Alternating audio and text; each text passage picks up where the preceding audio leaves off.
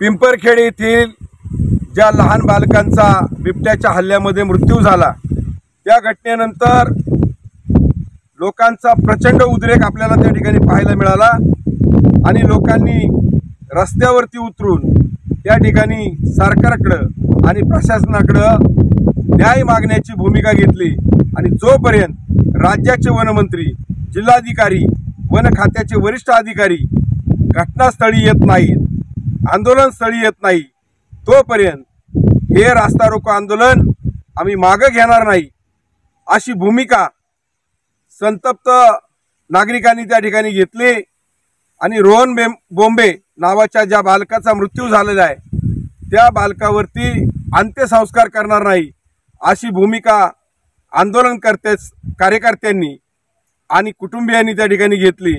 त्यामुळं हा रास्ता रोको जवळपास 22 ते 22.5 तास चालला, परंतु निर्डावलेल्या गेंड्याच्या कातडीच्या असलेल्या सरकारनं, मंत्र्यांनी याची गांभीर्यानं दखल घेतली नाही, प्रशासनानं देखील याची दखल घेतली नाही। पण आंदोलन संपल्यानंतर मात्र यांनी आंदोलनकर्त्यांवरती त्या ठिकाणी गुन्हे दाखल करायला सुरुवात केलेली आहे। काळेवाडी पिंपळवंडी परिसरामध्ये देखील अशाच पाठीमागे सलग 2-3 घटना घडल्या होत्या।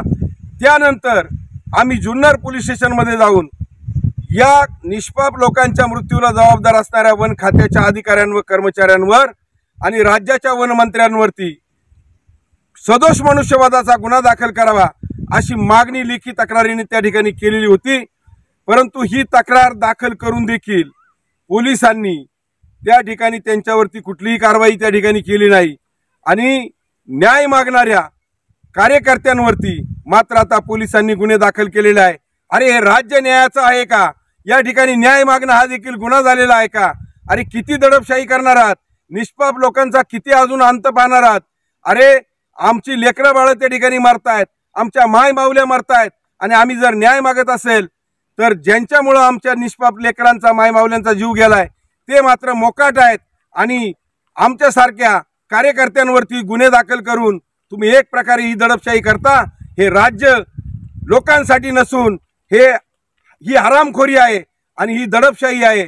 या दडपशाहीचा आणि या प्रवृत्तीचा मी तमाम शेतकऱ्यांच्या वतीनं, जनतेच्या वतीनं जाहीर या ठिकाणी निषेध करतो आणि तुम्ही किती आम्हाला दाबण्याचा प्रयत्न केला तरी सुद्धा या जनतेला, या शेतकऱ्यांना, या निष्पाप लोकांना न्याय मिळवून देण्यासाठी आम्ही पुन्हा एकदा रस्त्यावर उतरू। वाटेल त्या पद्धतीमध्ये टोकाचा संघर्ष झाला तरी चालेल, परंतु आम्ही माघार घेणार नाही।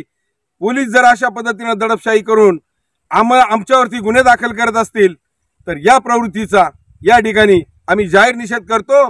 दुसऱ्या बाजूनं ज्यांच्यामुळे आमचा जीव जातोय त्यांना मात्र तुम्ही त्यांचे लाड करताय आणि न्याय मागणाऱ्या लोकांवरती तुम्ही अशा पद्धतीने गुन्हे दाखल करताय।